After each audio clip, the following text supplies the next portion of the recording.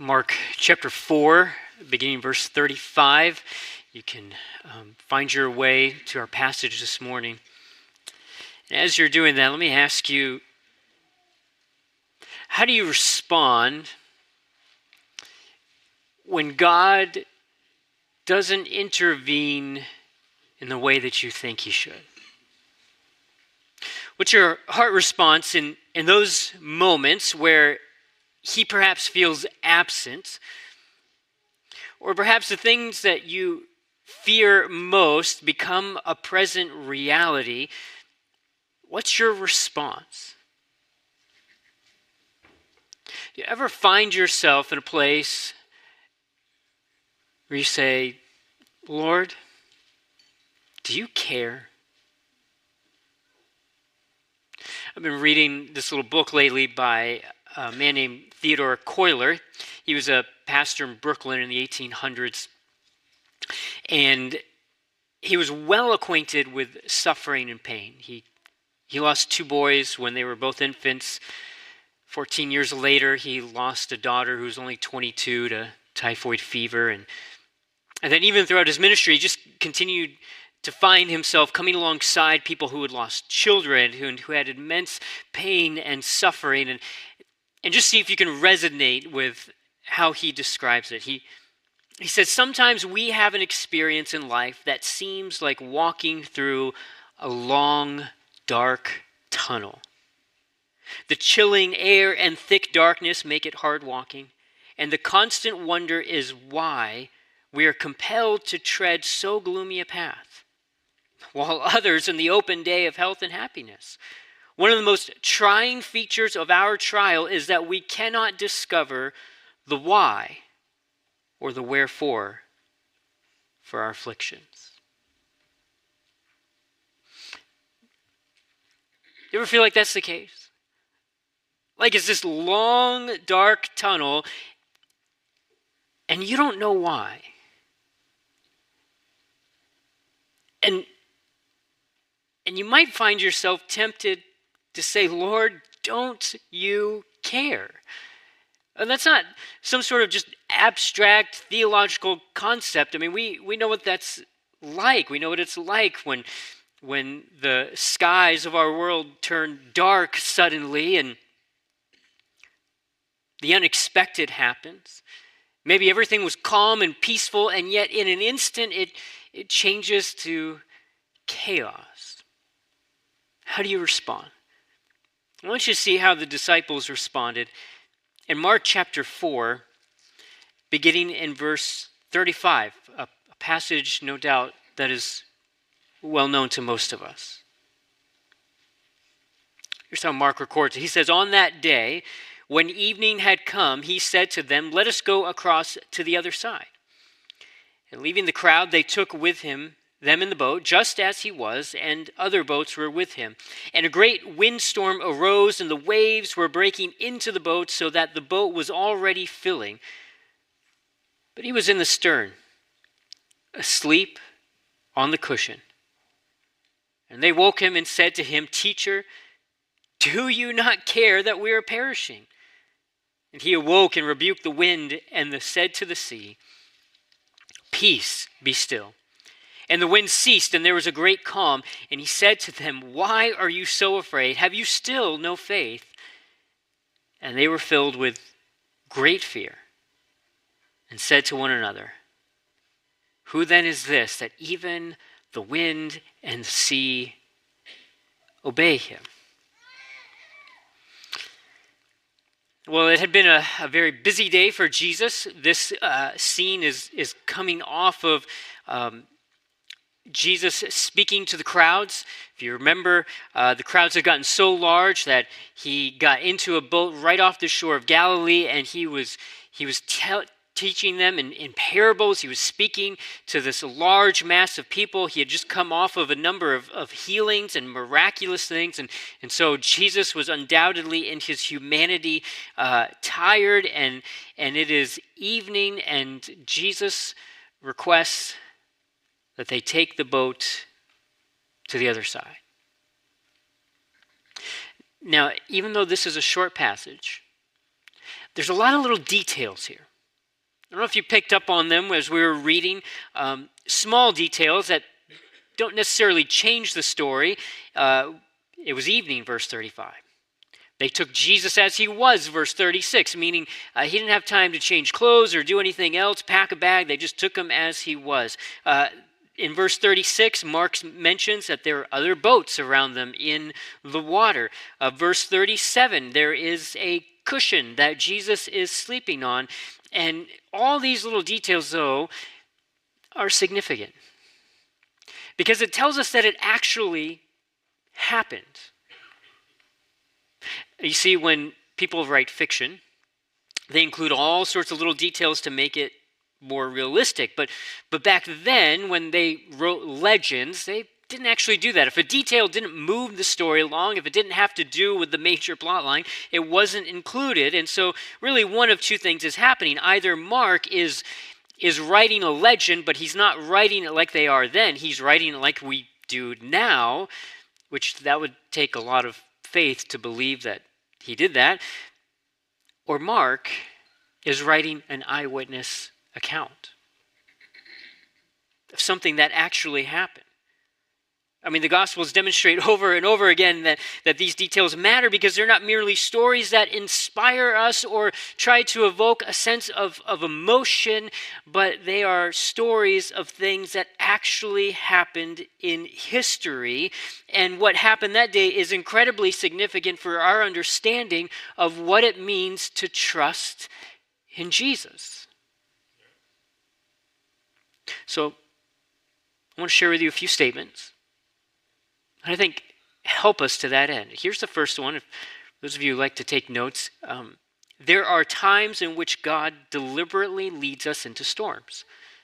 There are times when God deliberately leads us into storms. I really didn't notice it until this week, but if you look at verse 35, whose idea was it to go across to the other side of the sea? Well, it was Jesus. Jesus said, let's get in the boat, let's go to the other side. It was his initiative to set out from the shore, and this reminds us of something that is very significant in the life of the believer. It's that there are times when we experience storms because God is taking us through them. Now, at the same time, you and I can experience all sorts of storms due to our own foolishness and sin, right? We make choices, we make decisions, we do things, and they have natural consequences to them. And sometimes it is that we find ourselves in the chaos of life because we've made decision after decision that has led us to that place. And yet, this story reminds us sometimes we experience difficulty because that's simply where God is taking us. I mean, we shouldn't think for a moment that Jesus is unaware of the storm that was coming. I mean, he knew exactly. He controls the weather. He controls all things. And so I can almost imagine that here's Jesus going down into the stern and to lay down on the cushion and take a nap, knowing about the storm, foreordaining the storm, and thinking, it won't be long before they come and wake me up. We've started reading 1 Peter for our morning devotions at home, and we're still in the first chapter, but eventually we'll get to chapter 4, and there's these well-known words from Peter where he says, "Beloved, do not be surprised at the fiery trial when it comes upon you to test you as though something strange were happening to you."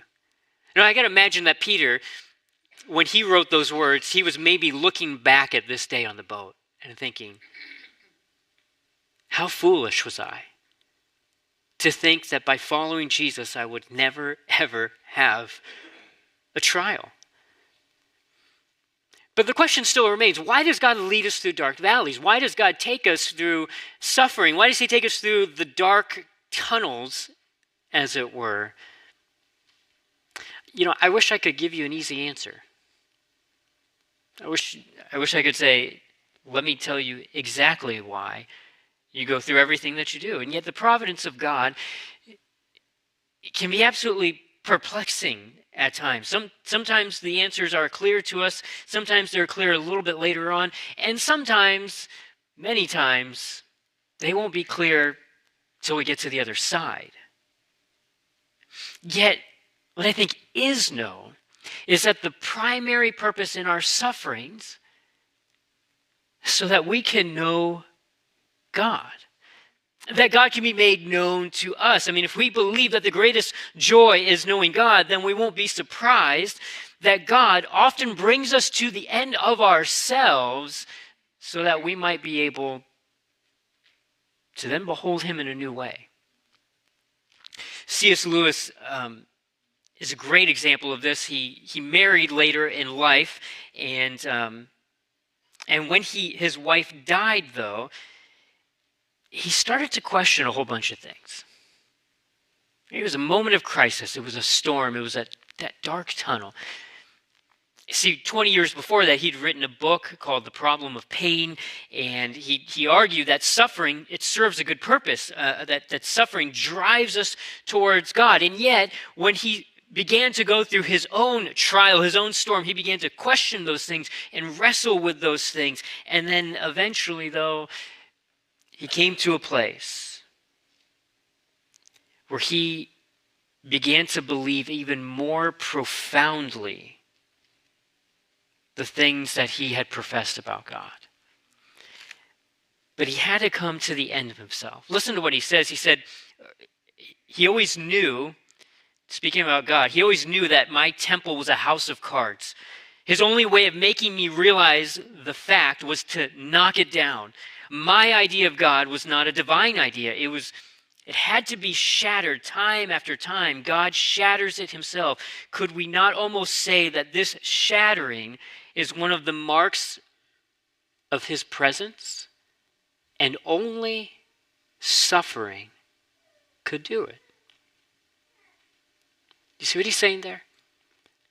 He's saying, look, the only way that I could come to a place where I really saw God for who he was, where I was really able to understand his ways and his purposes and his character, was to come to a place in which my life crumbled before me. He came to understand God in a fresh way, not because God spared him from suffering, but because God intentionally took him through it.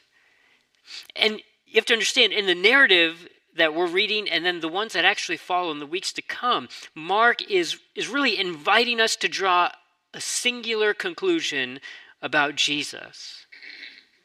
That he's the Messiah, that he rules over all things, nature, chaos, darkness, sickness, even death itself, that he is the Lord. However, that lesson will never be learned if we allow the storm to divert our attention away from Jesus himself. So sometimes God deliberately takes us through a storm, but here's the second statement that I want to give you that'll help us, is that some lessons can only be learned in the storm, sort of going along with that. Now, consider what's happening here. The Sea of Galilee is actually the lowest freshwater lake in the world. It's about 700 miles below sea level, 700 feet, below sea level. It's, numbers just aren't my thing. It's surrounded by high mountains, and then those rise 9,200 feet, and not miles, above sea level. And so what it does is it actually creates this large bowl, basin, if you will. And then, so what happens is when the cold air from the mountains mixes with the warm air from the sea, in a moment it can create these violent, intense, chaotic storms. And this right here was one of them. Verse 37, it says, "And a great windstorm arose, and the waves were breaking into the boat so that the boat was already filling." Now, meanwhile, what's Jesus doing? Jesus is asleep. Mark tells us that he intentionally took a nap, because you only pull out a cushion if you're wanting to take a nap. And I wonder if you can guess the theological significance of the cushion. It was more comfortable. I mean, he's fully God, he's fully man. And so I'm sure Jesus appreciated having a pillow when it was available. And yet, the most important question is, why did Jesus intentionally go to sleep when he knew the storm was about to come? If he controls the weather, why would he choose to take a nap? Jesus was testing them. Jesus was testing them, and he was trying to teach them a lesson that can only be learned in the storm. And so as the storm rages, the boat begins to fill with water. The disciples are panicking. They are convinced death is inevitable. We only have so many details, so I wonder, how long did they wait to wake Jesus? I mean, how many things did they try to do to mitigate the situation before they woke him up? I don't know, but we know that they're not making a knee-jerk reaction, because some of these guys are experienced fishermen. They've been out on the sea when there's been a storm. They know what it's like. They've dealt with them. And yet this one is different. They are faced with their inability to control the situation. There's no power to change their circumstances. Now just think about that for a moment. Time and time again, you and I face difficulty. And sometimes we only turn to God when we come to a place where we realize, look, I've tried everything that I can do and nothing will work. What do you do in those moments? I mean, does it humble you? Do you declare your weakness? Do you declare your inability to understand his sovereign purposes? Or do you turn to him and you say, why aren't you doing anything?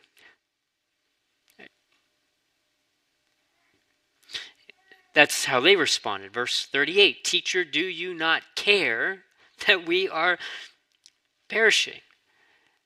And I think behind those words was something like this: Lord, we've upended our entire lives to follow you. We've left our jobs, we've left families, we've endured ridicule and danger, and yet we're going to die in this boat. I mean, we understand that things like this happen to sinners, that things like this happen to bad people, and they drown, but us? Why aren't you paying attention to us?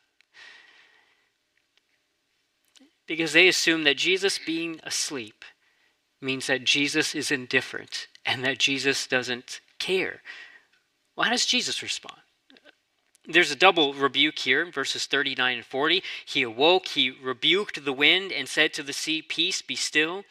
And the wind ceased and there was a great calm. He said to them, "Why are you so afraid? Have you still no faith?" He rebukes the wind and the sea, but he also rebukes the disciples. And did you notice the simplicity with which Jesus calms the storm? Right? I mean, there's no raising of the hands. He doesn't roll up his sleeves. He doesn't even need a cup of coffee to get clear-headed before he commands the storm to stop. No, he simply speaks and it is done.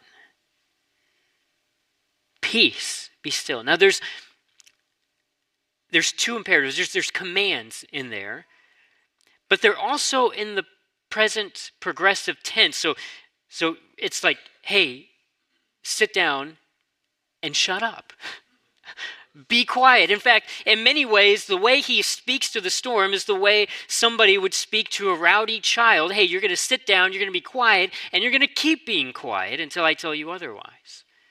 And that's exactly what Jesus does. Now, some people might say, it's a coincidence. I mean, you go out to the Sea of Galilee and, you can have a big storm rise up and you can have one calm in the next moment. And so it just so happened that it took place the same time that Jesus was saying it.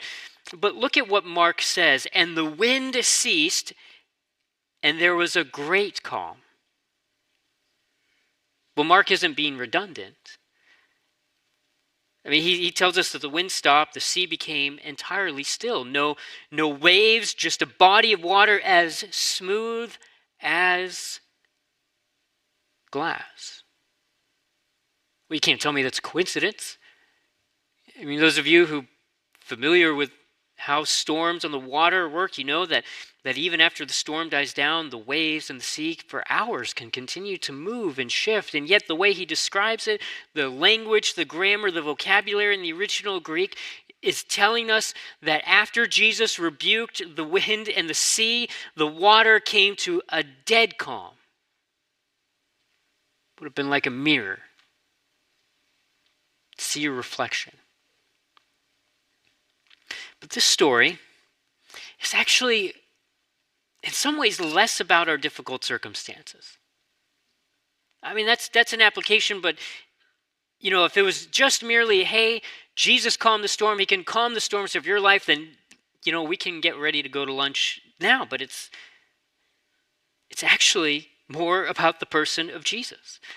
It's a demonstration of his incomparable power. Something that all ancient cultures agreed on was the fact that the sea represented chaos and that it was uncontrollable. There was no person who could control the sea, even the experienced fishermen. They would look at the sea and say, no one has power over the sea except for God. So what is Jesus doing? When Jesus calms the storm, Jesus isn't just saying, hey, I can make things easier in your life or I can take away difficult circumstances. No, he's saying, I am God. You all know that only God can calm the storm, and therefore I'm him.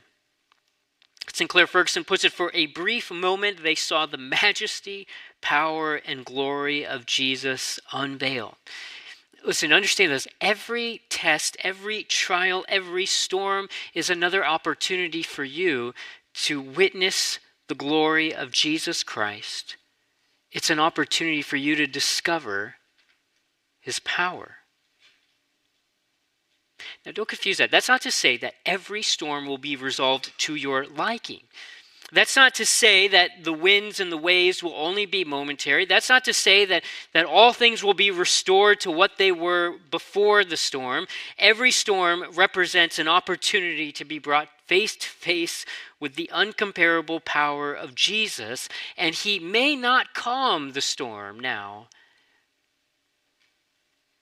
but he will teach us how to be calm in the storm. He may not take it away, but he will teach you how to be calm in the storm. It's generally believed that the Apostle Peter provided the source material to Mark in writing this gospel. Peter's providing the eyewitness accounts. After all, he was there. He's one of the people on the boat who panicked, and there's this scene in Acts chapter 12. James has just been killed by Herod. Herod has put Peter in prison. And on the night when they were going to take him out, presumably to kill him as well, an angel of the Lord breaks him out of prison. It's a glorious scene. But do you know what Peter was doing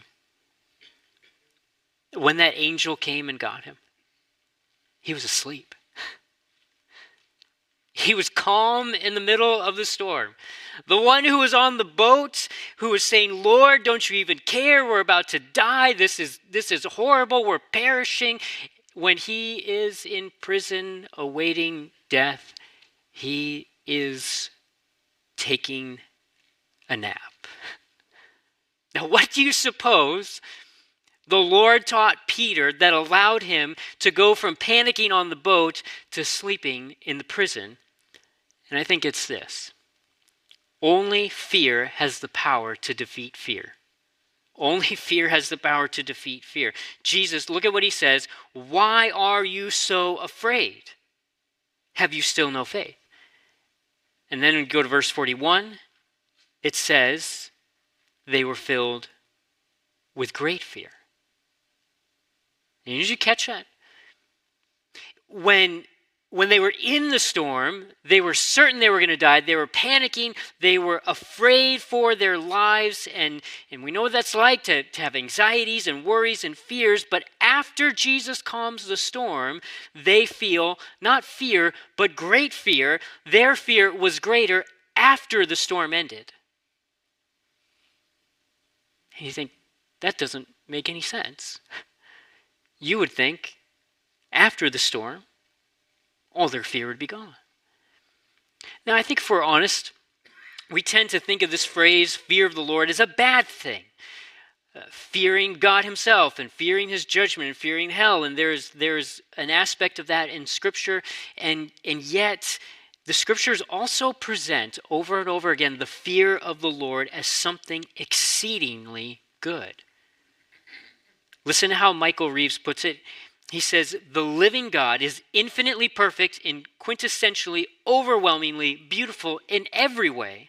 His righteousness, his graciousness, his majesty, his mercy, his all. And so we do not love him aright if our love is not a trembling, overwhelmed, and fearful love. There is a fear of God that is good and that is right, because it is a sense of awe at who he is. Charles Spurgeon described this kind of fear as leaning towards the Lord because of his very goodness. In other words, when a person comes to a place where they have been saved by Christ, they've been brought into his family, then the fear of final judgment and hell begins to dissolve, and what grows in its place is a fear of his incomparable power and majesty. The fear of the Lord, in the right sense, is simultaneously trembling and rejoicing. Let me give you an example. It's in Revelation chapter 1. When John saw the ascended Christ, do you know what his response was? I mean, John, the beloved disciple who had been walking with Jesus, who was close with Jesus, and he sees Jesus for the first time in his ascended state, and it says that I fell at his feet as though I were dead. That kind of reverence, a kind of recognition. And so I wonder if we struggle to trust God because we've lost that awe of who he is. I wonder if at times your struggle to be devoted, to be obedient, to love him, to serve him has to do because you don't fear him. You're not cognizant of his power. You're not resting on the fact that here is the one who has paid my debt. You see, when we come to a place where we fear God, it actually frees us from all sorts of other fears. We constantly find ourselves in situations that are beyond our control, but if we are enthralled by the glory and the power and the love and the grace of God, those other fears won't be able to paralyze us like they once did. And I would just encourage you to bring that before the Lord in prayer. If you say, I don't understand the fear of the Lord, I don't feel the fear of the Lord, it's not there, to begin to ask the Lord to instill that within you. And I trust that he will. Third statement, we should never question his love for us. I mean, that's the very thing that they do, isn't it? They question his love. George MacDonald was a Scottish pastor. He was also an author in the 1800s. He wrote a lot of novels, and in one of his stories, he talks about a young man who he was in the Scottish Highlands, and all of a sudden there was this flash flood, and he found himself almost swept away into a river, but he managed to get his footing and secure himself. But then he noticed this girl, about 12 years old, who was holding onto a tree for dear life. She was about to be swept away into the river. The waters continue to rise, and so the young man gets over there. He's able to rescue her. He grabs her, and he holds her above the water's surface. And yet the water keeps rising. His arms go a little bit higher. The water keeps rising. His arms go a little bit higher. And eventually the girl looked at him very terrified, and she said, "Are you sure the flood won't drown us?" And here's what he said. "No, but I'm sure that no flood can sweep us out of the everlasting arms." One of the sweetest passages in the Bible is found in Deuteronomy 33:27. The eternal God is your dwelling place, and underneath are the everlasting arms. So in other words, the very thing that could bring death and destruction in a final sense to you, in the Lord Jesus Christ, that has been taken care of. You may experience horrible circumstances, you may experience death, but in Christ you'll never be taken out of the everlasting arms. And those arms, sometimes they are felt, never seen, but felt. And I think one of the great purposes in suffering and trials is for God to bring us down into the everlasting arms. There's a measure of strength and peace when faced with our own weakness and inability. The worst of things can happen to us, but there's no calamity that could actually take you out of the grip of God. Now, when we worry, so one of two things tend to happen. We either forget his power over everything, which Jesus has clearly demonstrated in this passage, or we doubt his commitment to us. Again, that's the question. Teacher, do you care that we're perishing? Commentator says that was the cruelest question they could have asked. Because the very reason he was in the boat, indeed in the world, and the very reason he was going to die on the cross for them was precisely because he cares for them.